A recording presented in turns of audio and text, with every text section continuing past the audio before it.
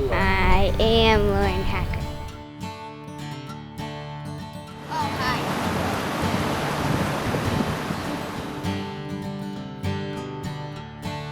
We were a typical busy family. I worked full-time as a teacher teaching science, and Phil works with the military. Lauren is a typical crazy 12-year-old. She is artistic, she's fun-loving, and just a great kid to have around. She was, awesome. Normal brother-sister relationship. We fought, but we also got along. As far as taking trips and things together, that was something we did as a family. We loved planning out our trips, loved exploring new places. Typical family, we eat dinner every night together and just cruising through life.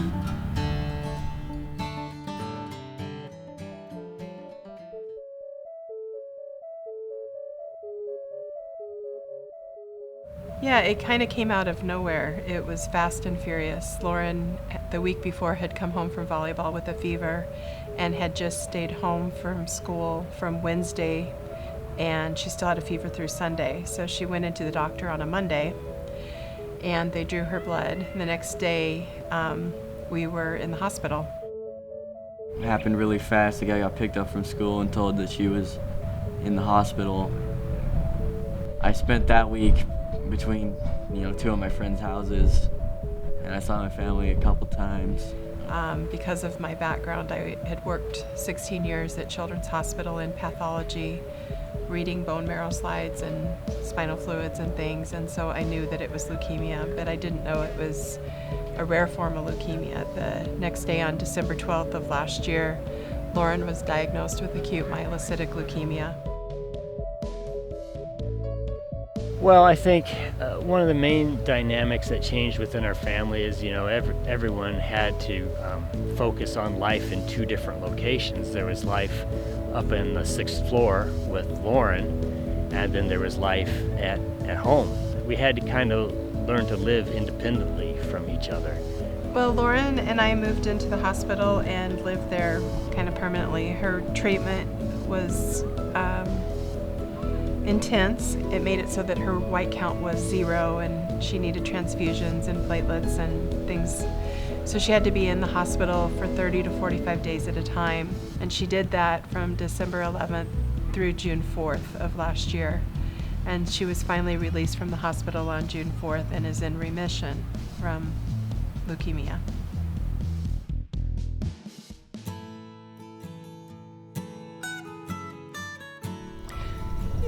What happened is her doctor, Dr. Thompson, her oncologist, said, "Lauren, you're eligible to do a Make-A-Wish." And at the time, Lauren was so critically ill, it just wasn't even an option.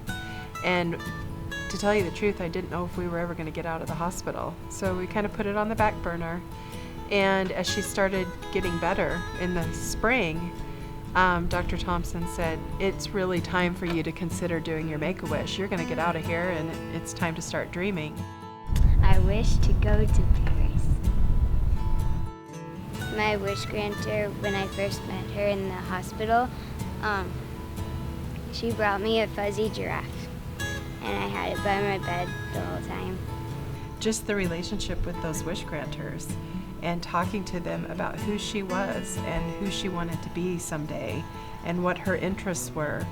It took this shy little girl that walked into the hospital with cancer and brought it to a whole new level of, I'm leaving this hospital and these are the things I'm dreaming about, and let me tell you about it.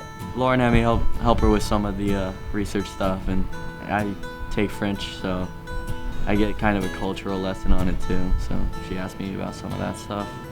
So I made a PowerPoint on my iPad, and I looked up all these pictures, and I did facts about it and everything. The medication made her nauseous just about all the time. And so to help with the nausea, we kept the room temperature cold. It was always cold in our hospital room. But when she was working on her Make-A-Wish projects as they came and went, it always seemed to warm up. And it was just good to see that, because it brought about a whole change to the whole room. I know the temperature didn't go up, but it felt like it did. So for that time in the hospital, yeah, we were separate, and the Make-A-Wish has helped change that and helped us bring us back together so that we're all working kind of as a team again.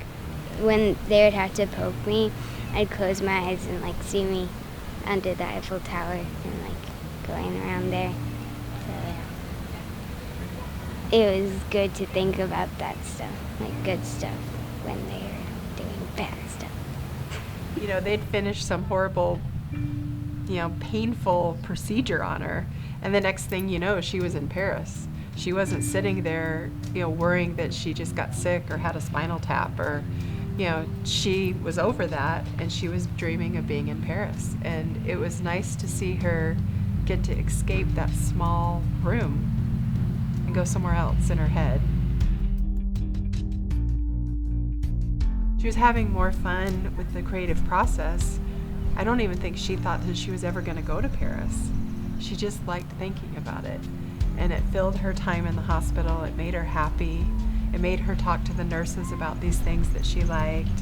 It was just kind of beautiful watching her still get to grow up a little, even though she was cooped up in a hospital room for 6 months. I think it's amazing to these kids that get to come and create their own dream. And there's actually the real reality that it'll happen. It empowers them.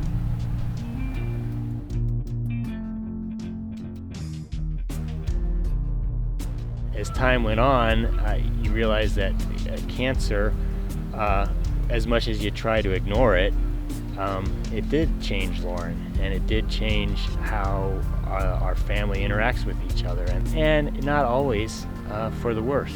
There's a lot of positives that have come out of the experience that we've been through, and one of those is the opportunity to work on the Make-A-Wish trip that Lauren's been dreaming of.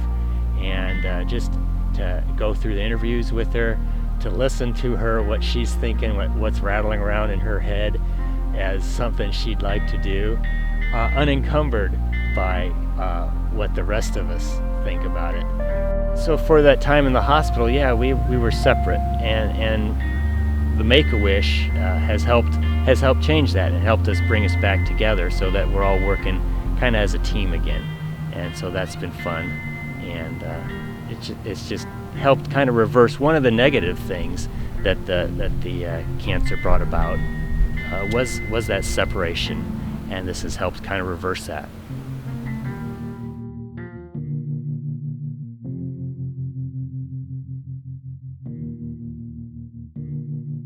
Merci beaucoup.